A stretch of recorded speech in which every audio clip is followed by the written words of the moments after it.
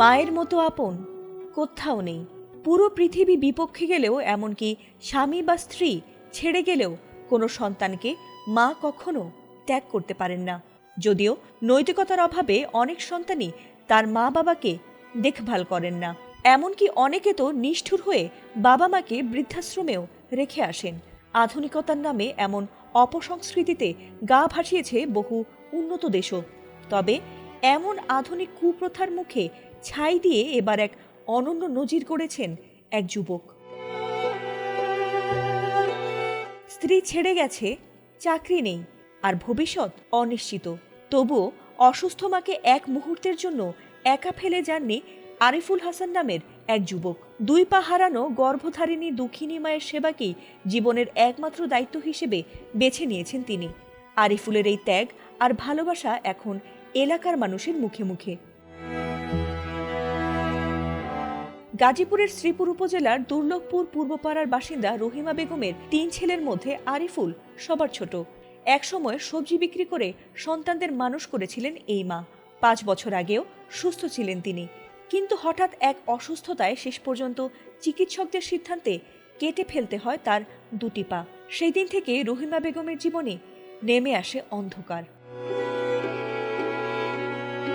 মায়ের জীবনে তখন অন্ধের যষ্টি হয়ে ওঠেন ছোট ছেলে আরিফুলি, হয়ে ওঠেন তার একমাত্র ভরসা।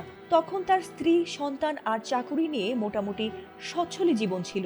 স্থানীয় একটি কারখানায় কাজও করতেন, কিন্তু অসুস্থ মায়ের চিকিৎসা আর সেবার কারণে নিয়মিত অফিসে যেতে না পারায় একদিন হারান তিনি চাকরিটিও। অভাব অনটনের মাঝে 2.5 বছরের ছোট্ট মেয়েটিকে নিয়ে স্ত্রীও চলে যান বাবার বাড়িতে।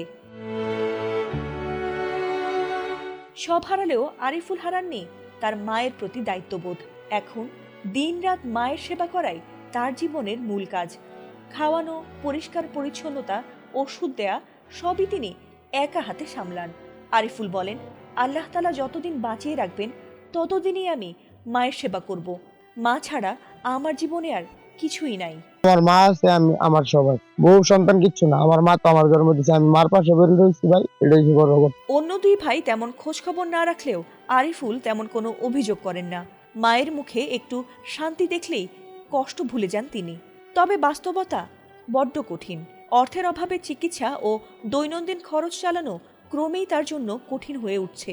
এলাকাবাসী জানান, আরিফুলের মতো সন্তান আজকাল খুব কমই দেখা যায়।